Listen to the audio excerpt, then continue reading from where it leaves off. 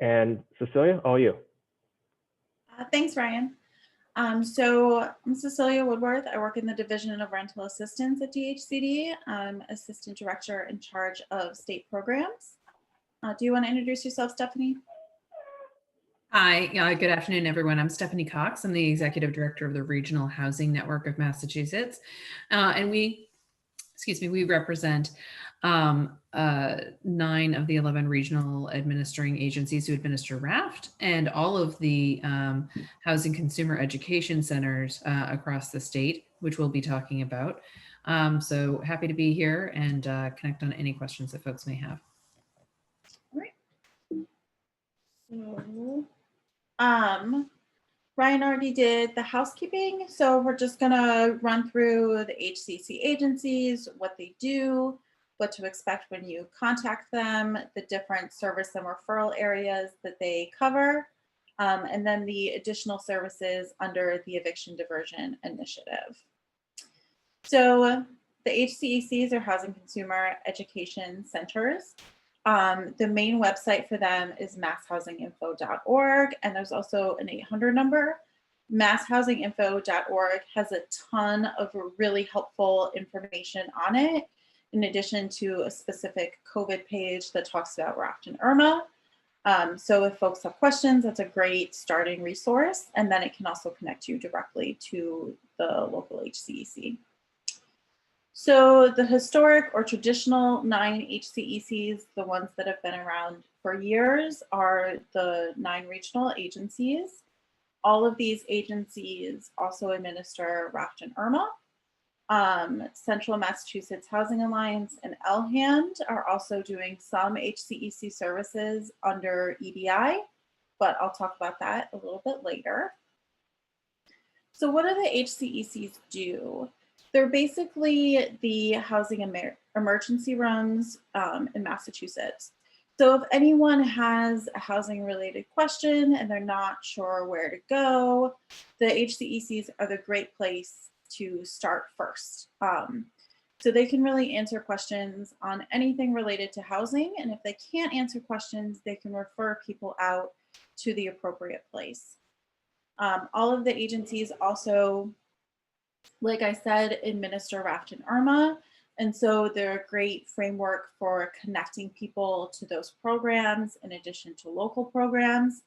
And then also the voucher programs that they run. I think most of us know that accessing affordable and subsidized housing in Massachusetts can be really complicated.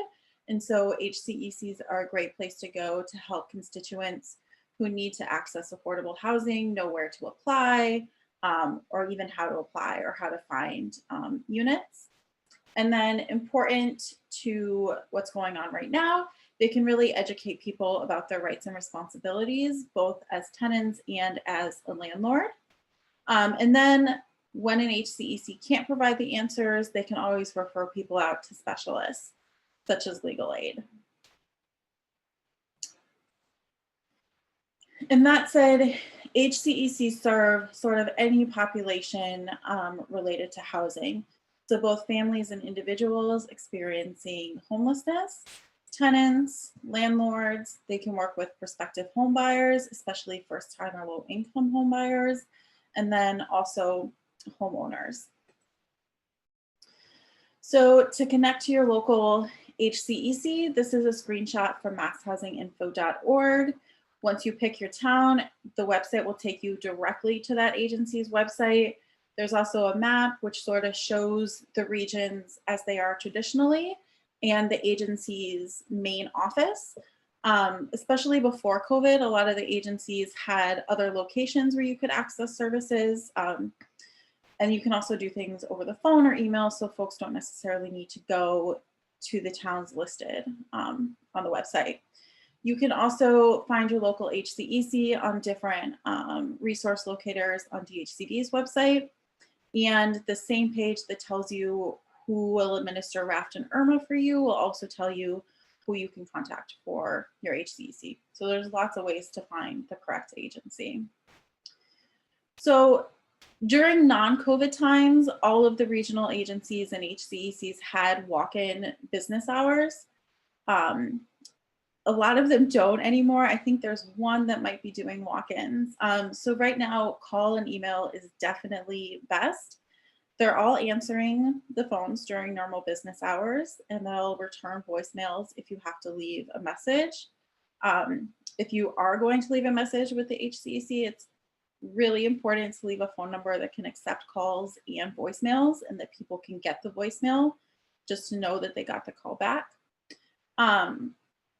Most information that the HCECs are sharing now is going to be electronic, right? So it's either going to be directing people to specific websites or sending things over email. That said, we all know that there are constituents and clients that don't have access to a computer or a smartphone. So they can all work with households who need things in paper. And then all of the agencies can also work with people who have limited English proficiency. So when you contact your HCEC via email or call them, the HCEC staff is going to listen, they'll ask questions, they're all going to run through a short intake, and then provide appropriate service and referrals. So as I mentioned before, HCECs are really closely linked to RAFT. And so the relationship is a little bit different at each agency. They all sort of structure it differently. But for a lot of agencies, anyone who calls or emails for RAFT is going to go through an HCEC intake first. These intakes aren't overly burdensome. It's mostly basic demographic and contact information, and then someone's housing situation, and then specific issues they might be having. The regionals and HCECs like to do this because some folks aren't eligible for RAFT, and so applying might not be the best first step for them. And then a lot of clients need more than RAFT, so they have additional needs besides RAFT. And doing this intake allows the HCEC to not just refer them to RAFT, but to also address any additional needs that they might have. And then HCECs also do workshops and have other resources that you can access on their websites throughout without doing the referral. The workshops have slowed down a little bit because of COVID, but certainly before COVID, they were all doing workshops and had additional things that could be resourced, accessed outside of this specific intake process. So all of those regional agencies that administer RAFT and IRMA, they all offer different services and programs internally. They all know their regions and typically don't like to duplicate services. So they don't all offer the same services in-house, but if they can't do an internal referral, they'll definitely be able to refer a client or a caller outside of the agency to someone else in their region. All of the agencies are really well connected in their regions and understand the housing market and the social service field really well to be able to make those referrals.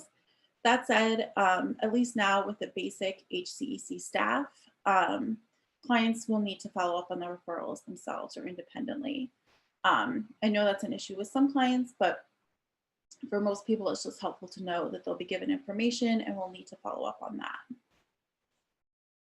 So in terms of the areas that HCECs can either provide services on or referrals to, the big one is financial assistance and benefits. So RAFT, IRMA, and then a whole bunch of local programs that might be available.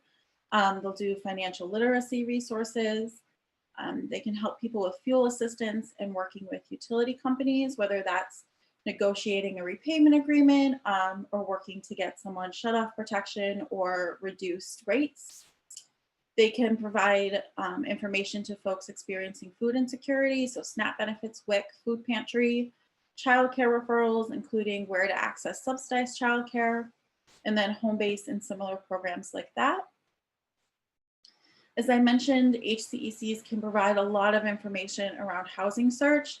So that could be shelter resources for individuals or families, housing search for folks who have a voucher and are having a hard time finding a unit to use their voucher in, and then affordable housing search. So how to access and apply for subsidized housing, and then how to access and apply for different affordable housing opportunities. And they can also help property owners who need help listing their unit. Really important right now into the work that the EDI is doing, HCECs can provide sort of basic information on tenant-landlord issues. They aren't attorneys and they can't provide specific legal advice, but they can certainly provide basic information on tenant-landlord law, basic information on how to be a good tenant or a good landlord. They can do light mediation, so they're not trained mediators for the most part, but they can sort of help get people at the table and talking. They can certainly provide information around fair housing and then referrals to MCAD. They also are doing referrals to legal services, including the expanded programming under the Eviction Diversion Initiative, and the same thing for community mediation. So providing those referrals, including to the expanded services under EDI. And then this is all the additional referral areas that HCECs can provide information on. When we talked to the agencies, they all sort of said that even if they don't have specific information, they don't want to leave a constituent with nothing. So they'll do their best to provide some information or to look up and help a constituent any way that they can. So that would include domestic violence information or working with folks who are experiencing domestic violence, stuff around workforce development, job training, ESL, healthcare referrals, including to mental health. And then one agency also told us they were providing information on how to access mass health, especially for folks who had a COVID diagnosis.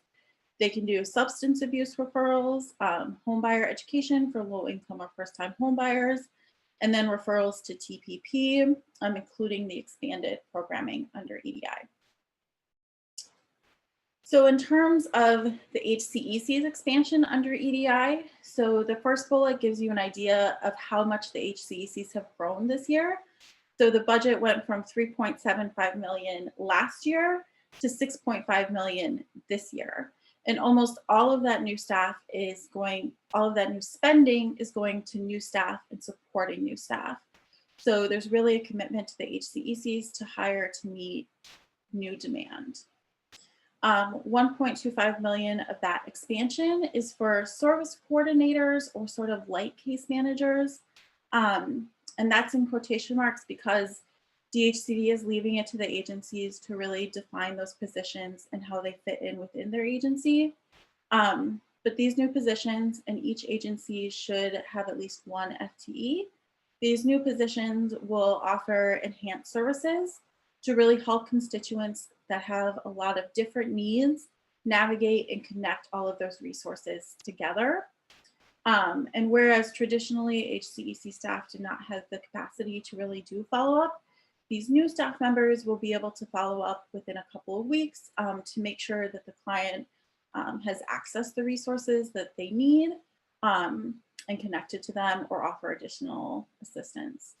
Through the additional funding, we also were able to create these positions at CMHA and LHAND. So that would be all of the RAFT and IRMA agencies will have these positions there, even if they don't have a formal HCEC. And that is all I have. It's not quite as much information as some of the other programs, but we really just wanted to highlight that the HCECs are a great first stop if someone has housing questions, and they can really get people connected to specific resources that they might need. So there is one question about whether or not they have information about access to local financial assistance, such as funds run by municipalities. And the answer to that is yes. All of the HCECs told us that they have different financial assistance available besides just RAFT and IRMA. And if they don't administer it themselves, they can certainly connect them to the agency or municipality that is administering that funding. That's a good question. Thank you, Cecilia, for getting to that. Does anybody else have any questions they'd like to ask? Please throw it in the chat. There's also my email address. I'm happy to answer questions. And Stephanie, I know she's happy to talk to anyone. And then the website again, masshousinginfo.org is a great place to start if folks have questions or if they need to contact the correct agency. There's a lot of information there. Just to clarify, that's a great place to connect for the Housing Consumer Education Centers.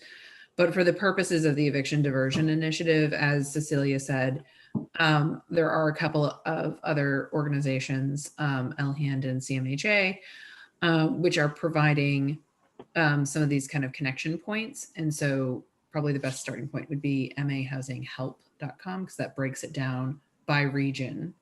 There's just, when it comes to the Housing Consumer Education Centers and the RAAs, it's not a one-to-one overlap. It's actually a little bit more complicated. So just for the sake of simplicity, I'd start with mahousinghelp.com. Thank you, Stephanie. So in the chat, I just reshared for those of you that arrived a little late, a link to a page on our website where we are posting the recording of this training, a PDF copy of the slides from this presentation, and that you'll also be able to find the previous trainings that were done, which the only one other than this was the training on the RAFT and IRMA program. There's trainings coming up on mediation, legal services, rapid rehousing. I don't know if I'm missing any other ones off the top of my head, but any trainings that we do will be posted there.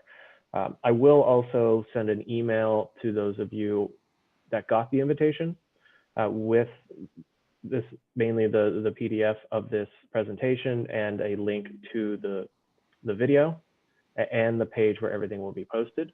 That will come out either later today or early tomorrow.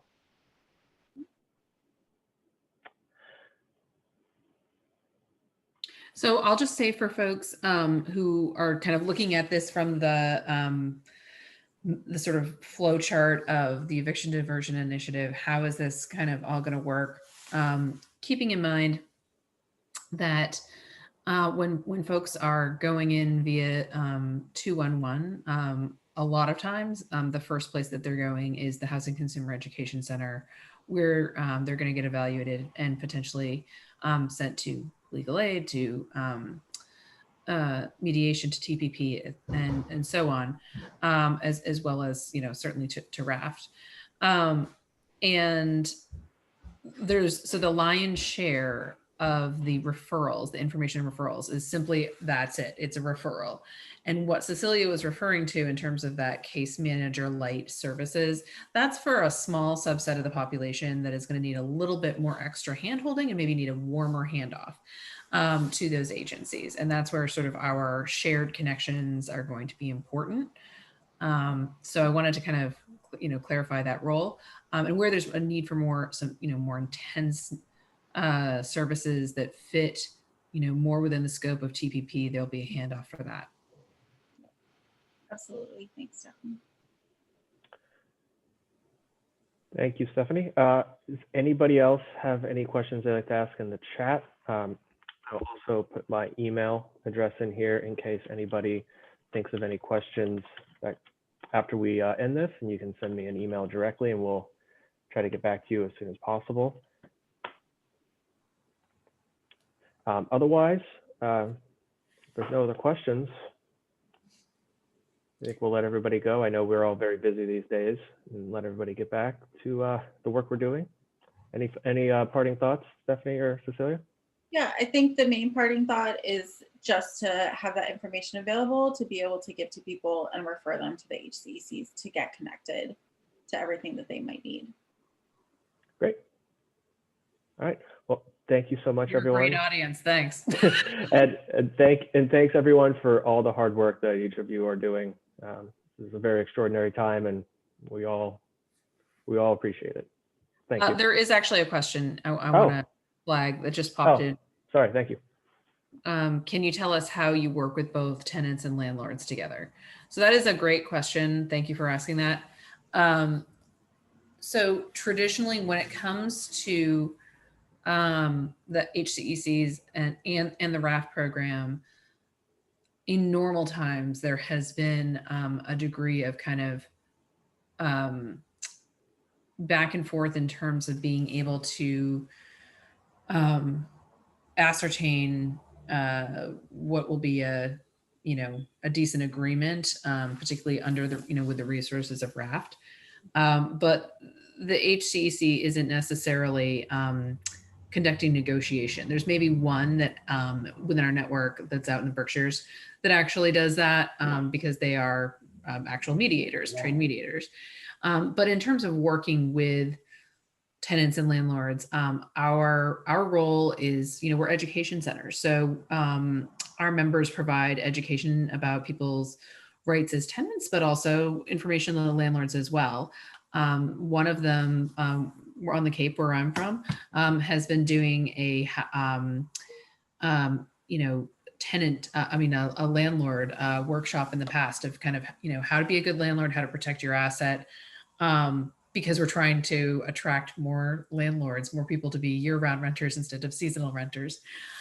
So we work with both, and somewhat as a neutral party, but as facilitators of RAFT, our role in the Eviction Diversion Initiative is to see how far the $10,000 benefit level, if the person qualifies for it, and that's a big if, how far that can take them, right? Counting up the arrearage, counting up the 6 months if they don't have school-age children, the 8 months if they do, how far you can stretch that, what the tenant's able to sort of put towards arrears or toward a payment plan, or towards the monthly rent moving forward, what the landlord may be willing to forgive, and that sort of back and forth is new and building on and greater than has been done in the past.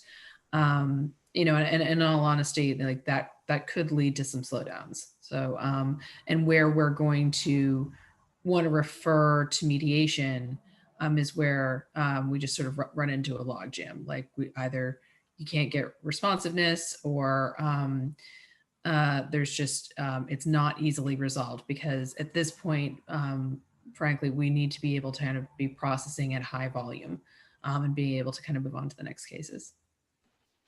Yep, and there's a question about whether or not they can provide information to landlords on the law or resources.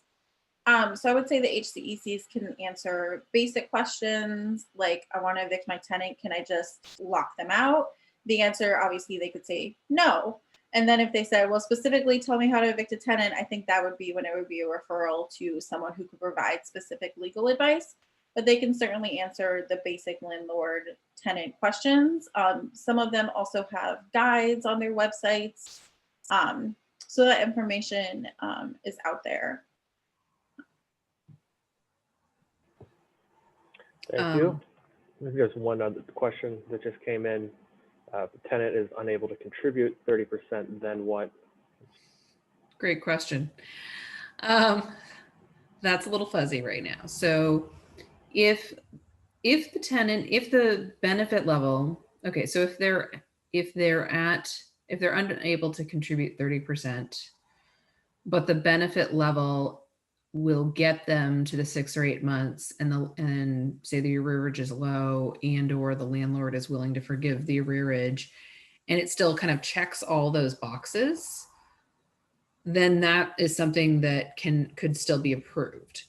But I think the more likely scenario is that that's not going to work for the landlord, particularly if there is a high level of arrearage, and in which case it would either be referred to mediation, or they would be referred to home base, and the sort of home base program that's being stood up, sort of auxiliary to that.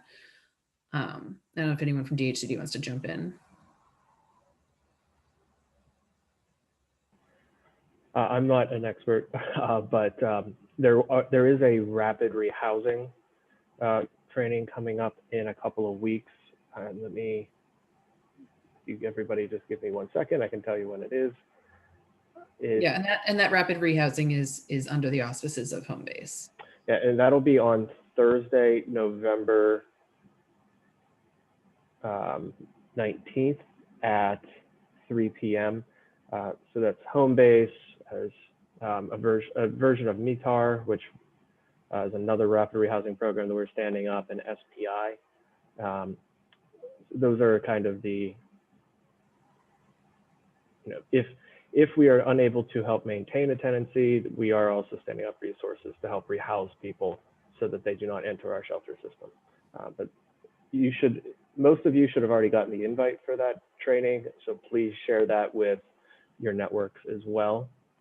Once again, if you don't have that invite and you'd like to have it, I will put my email in the chat one more time so people can reach out to me directly. And then there's a question about whether community mediation centers can refer the mediating parties to an HCEC if they have a need that wouldn't be covered under the mediation. And the answer is yes. So any of those other partners or any partner in your community that's working with a household that has a housing or housing adjacent question, the HCECs are a great place to send that constituent or client to be able to get more information.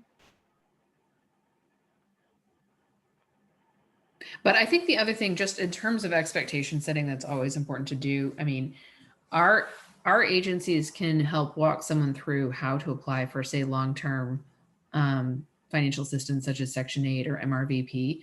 But the reality is the wait times for those programs are astronomical. And so they should not be seen as kind of an immediate solution. It's more of like a long-term solution. And I think at this point in time, we all need to be kind of focused on what are the immediate solutions that we can get in front of clients. And then there's some more questions about the referrals. So in terms of referring to the expanded services under community mediation, legal services, and TPP, a group of the service providers has been working on a referral guide that will be shared with the HCECs so they know when it's appropriate to make those referrals and when they wouldn't be doing them. And then in terms of like if people will be getting referred back to where they started, I think it just depends on the individual case and what they still need for the household. No, I mean, I think the thing is if you're going to community mediation, you're needing to work out something in terms of the raft benefit, right? So if community mediation is able to work out an agreement for that, raft benefit level, then yeah, it would go back to the raft, the RAA to, finalize that. But I think that's also where we sort of need to make sure that community mediation has a, really clear understanding of all of the different boxes that you have to check in order to qualify for that $10,000 benefit and for it to be approved. Because we don't want agreements being hammered out that don't meet the DHCD guidance on that, because then we just have to send it back to you. Mm-hmm. Yeah.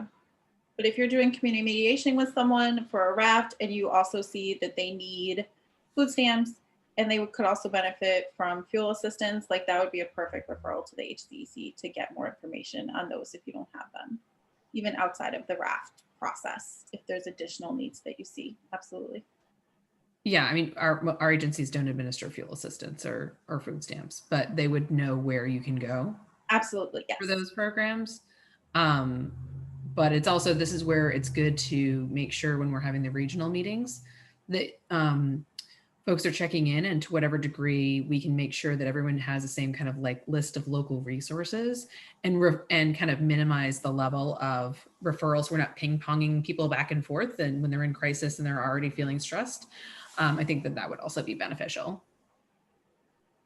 There's also a comment in the chat from Ross Cresswell, who is from the Massachusetts Office of Public Collaboration, who is another partner in the Eviction Diversion Initiative, that they are working on designing protocols about referrals between agencies and back to the mediation center. And can you remind me of when the mediation training is again? I know I was just in my calendar. I believe, yeah, here it is. The mediation training is at 10:30 on Thursday, the 12th. So once again, if you don't have that invitation, if somebody hasn't sent it to you yet, feel free to email me and I'll add you to the invite for that one as well.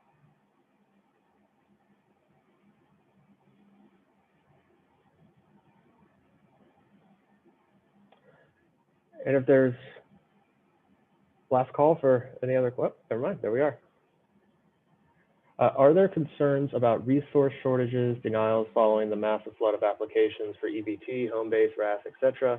What can we do when these resources become scarce? Lobby for more money.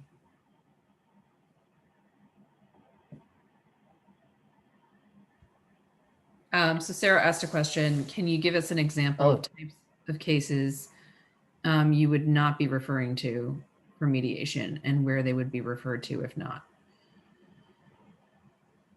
Not be referring to. I mean, cases that we can solve on our own. And yeah, I think this is more a question for DHCD, or because I honestly I'm not sure we've kind of worked that out 100%.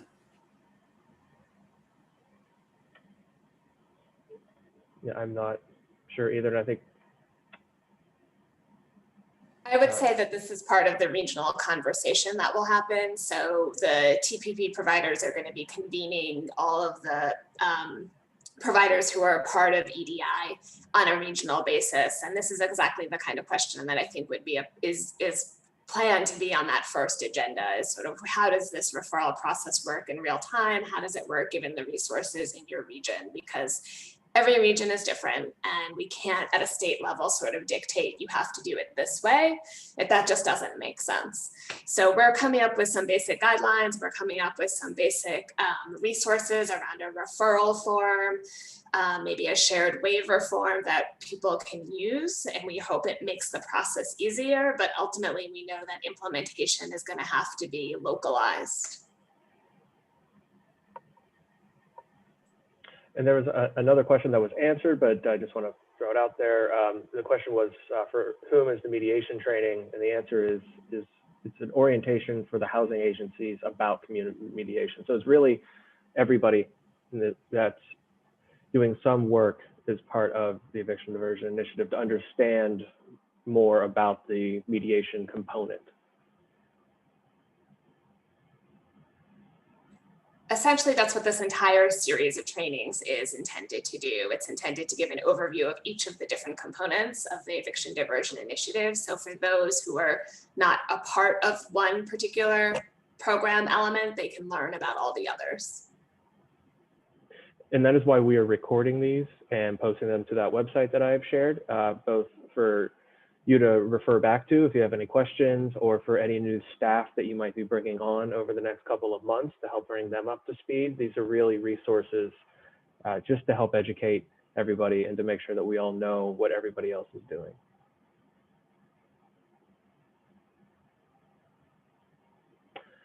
If nobody else has any questions, I thank you all for joining us. And once again, throw my email in there one last time. So if you have any questions, please reach out to me directly. So I thank you all for attending and have a great rest of your day. Thank you. Thanks, everyone.